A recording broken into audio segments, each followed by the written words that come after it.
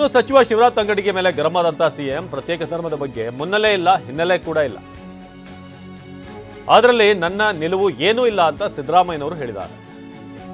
ಕೆಲವು ವಿರಕ್ತ ಸ್ವಾಮೀಜಿಗಳು ಮಾತನಾಡ್ತಿದ್ದಾರೆ. ಕೊಪ್ಪಳದಲ್ಲಿ ಮುಖ್ಯಮಂತ್ರಿ ಸಿದ್ದರಾಮಯ್ಯ ಅವರ ಹೇಳಿಕೆ ಇದೆ.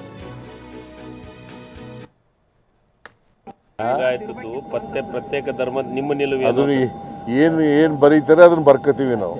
ಅವರು ಲಿಂಗಾಯತ ಧರ್ಮದ ಬಗ್ಗೆ ನಿಮ್ಮ ನಿಲುವು ನನ್ನ ನಿಲುವೇನಿಲ್ಲ, ಜನಗಳ ನಿಲುವೇ ನಮ್ಮ ನಿಲುವು. ಅವ್ರು ಏನ್ ಬರೆಸ್ತಾರೆ ಅವರೇ ಅದೇ. ಲಿಂಗಾಯತದ್ದು ಪ್ರತ್ಯೇಕ ಧರ್ಮದ ನಿಮ್ಮ ನಿಲುವು ಅದನ್ನ ಏನ್ ಬರೀತಾರೆ ಅದನ್ನ ಬರ್ಕತೀವಿ ನಾವು.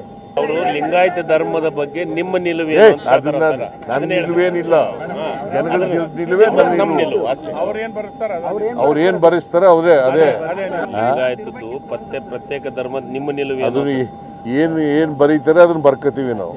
ಅವರು ಲಿಂಗಾಯತ ಧರ್ಮದ ಬಗ್ಗೆ ನಿಮ್ಮ ನಿಲುವು ನನ್ನ ನಿಲುವೇನಿಲ್ಲ, ಜನಗಳ ನಿಲುವೇ ನಮ್ಮ ನಿಲುವು. ಅವ್ರು ಏನ್ ಬರೆಸ್ತಾರೆ ಅವರೇ ಅದೇ.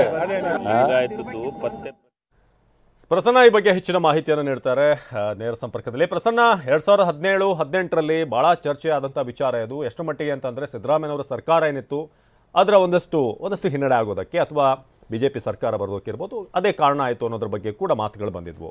ಇದೀಗ ಮತ್ತೊಮ್ಮೆ ಈ ಜಾತಿ ಗಣತಿ ಸಂದರ್ಭದಲ್ಲಿ ಮತ್ತೆ ಮುನ್ನೆಲೆಗೆ ಬರ್ತಾ ಇದೆ. ಅದರಲ್ಲೂ ಎಂ ಬಿ ಪಾಟೀಲ್ ಹಾಗೆ ಈಶ್ವರ್ ಖಂಡ್ರೆ ಅವರ ಹೇಳಿಕೆಯನ್ನು ನಾವು ಗಮನಿಸ್ತಾ ಇದ್ದೀವಿ. ಎರಡನೇದಾಗಿ ಸಿದ್ದರಾಮಯ್ಯನವರಿಗೆ ಶಿವರಾಜ್ ತಂಗಡಿಗೆ ಕಿವಿಲ್ ಹೇಳೋಕೆ ಬಂದಾಗ ಆಲ್ರೆಡಿ ಹಿಂದೆ ಅವ್ರು ಏನೇನು ಅನುಭವಿಸಿದ್ದಾರೆ ಅವ್ರಿಗೆ ಗೊತ್ತಿದೆ. ಬಹಳ ಜಾಣ ನಡೆ ಸಿದ್ದರಾಮಯ್ಯನವರಿಂದ ಕೂಡ ಕಂಡು ಬರ್ತದೆ. ಈ ವಿಚಾರದಲ್ಲಿ ಬಹಳ ಸೂಕ್ಷ್ಮವಾಗಿ ನಡ್ಕೋತಿದ್ದಾರೆ ಅಂತ.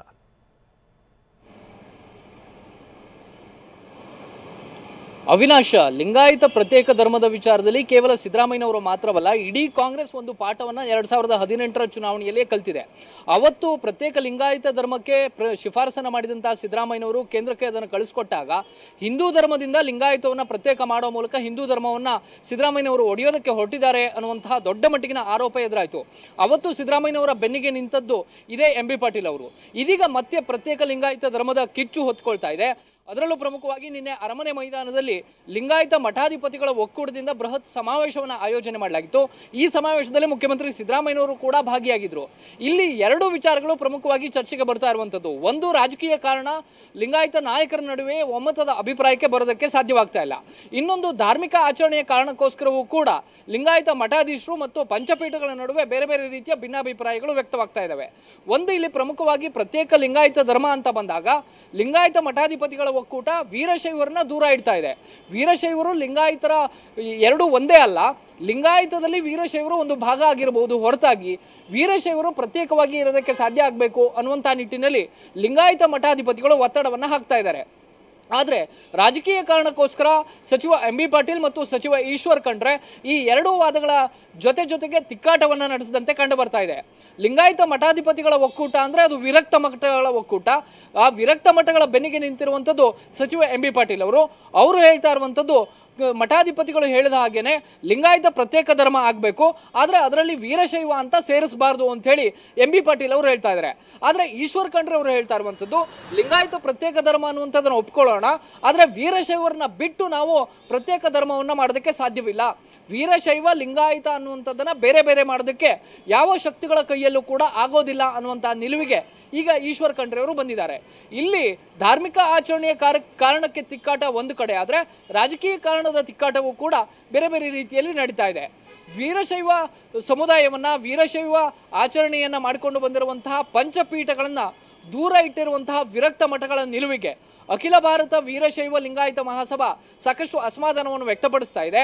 ಮತ್ತು ಈ ರೀತಿ ಧರ್ಮವನ್ನು ಒಡೆಯೋದಷ್ಟೇ ಅಲ್ಲ, ಜಾತಿಗಳನ್ನು ಕೂಡ ಒಡೆಯುವಂಥ ಕೆಲಸ ವಿರಕ್ತ ಮಠಗಳ ಕಡೆಯಿಂದ ಆಗ್ತಿದೆ ಅನ್ನುವಂಥದ್ದು ಈಶ್ವರ್ ಖಂಡ್ರೆ ಮತ್ತು ಉಳಿದಂತಹ ವೀರಶೈವ ಲಿಂಗಾಯತವನ್ನು ಒಗ್ಗೂಡಿಸ್ಕೊಂಡು ಹೋಗಬೇಕು ಅಂತ ಯಾರು ಅಭಿಪ್ರಾಯವನ್ನು ವ್ಯಕ್ತಪಡಿಸ್ತಾ ಇದ್ದಾರೆ ಅವರ ಅಭಿಪ್ರಾಯ.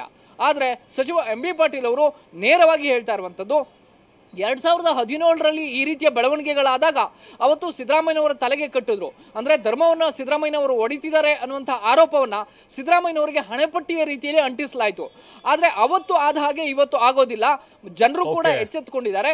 ಹೀಗಾಗಿ ಯಾರ ಆಟಗಳು ಕೂಡ ನಡೆಯೋದಿಲ್ಲ ಅಂತ ಹೇಳಿ ನೇರವಾಗಿ ಎಚ್ಚರಿಕೆ ಕೊಡುವಂಥ ಕೆಲಸವನ್ನ ಎಂ ಬಿ ಪಾಟೀಲ್ ಅವರು ಮಾಡಿದ್ದಾರೆ.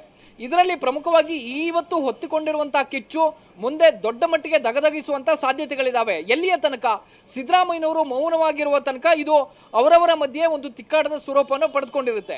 ಅಕಸ್ಮಾತ್ ಸಿದ್ದರಾಮಯ್ಯನವರು ಕೂಡ ಇದರ ಮಧ್ಯಪ್ರವೇಶವನ್ನ ಮಾಡಿದ್ದೆ ಆದ್ರೆ, ಮತ್ತೊಮ್ಮೆ ಕೇಂದ್ರಕ್ಕೆ ಶಿಫಾರಸು ಮಾಡ್ತೀನಿ ಅಂತ ಸಿದ್ದರಾಮಯ್ಯನವರು ಹೊರಟಿದ್ದೆ ಆದ್ರೆ, ಆವಾಗ ಬೇರೆ ರಾಜಕೀಯ ಸ್ವರೂಪವನ್ನು ಪಡೆದುಕೊಳ್ಳುವಂತಹ ಸಾಧ್ಯತೆ ದಟ್ಟವಾಗಿದೆ.